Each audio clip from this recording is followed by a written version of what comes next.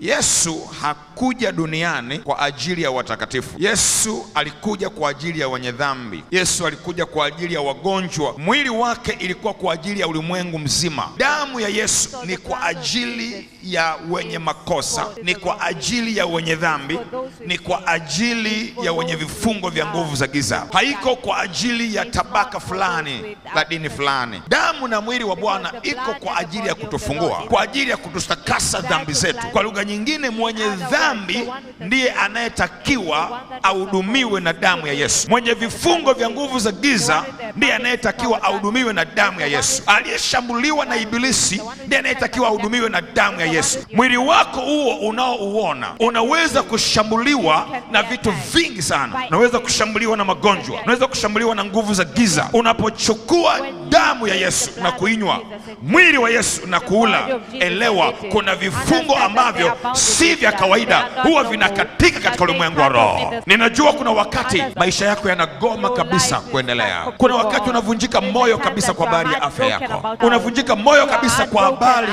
ya kesho yako katika uchumi wako. Haujui umetoka wapi unaelekea wapi. Unamhitaji yeye aliyeshinda hizo dhiki pale msalabani. Aliyeshinda hizo dhiki msalabani ni Yesu Kristo peke yake. Yeye anamhudumia kila anayemkimbilia. Yeye anamfungua kila anayemkimbilia. Yeye anamponya kila anayemkimbilia. Yeye anambariki kila anayemkimbilia. Yeye anamfungulia baraka za fedha na mali kila anayemkimbilia. Mahali gani umekwama, kwa damu ya Yesu ukafunguliwe. Kikombe tunachoenda kushika cha Bwana ni kikombe cha mateso. Yalikuwa ni mateso yake ili wewe ukae kwa furaha.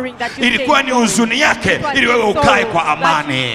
Na maandiko yanasema kwa kupigwa kwake Yesu Kristo sisi tumepona. Connection ya kunywa damu ya Bwana, connection ya kula mwili wa Bwana inafufua mwili wako, inaondoa damu mbaya za kuzimu, inaletwa damu mpya ndani yako. Inawezekana ukiwa umelala nyumbani kwako, mashetani yalikuja yakakuchanja chale, yakachukua damu yako. Inawezekana mlijikuta mkiwa ndotoni, mbegu zikawa zinawatoka, wengine mkawa mmeingiliwa. Yale maji yaliyotoka, ile damu iliyotoka, kuna mahali wameificha maadui zako, kwa msingio wamechukua nyota yako. Lakini kwa kushiriki leo meza ya Bwana, damu ya Bwana, yale ambayo wameyashikilia wao yanaenda kuwalipukia.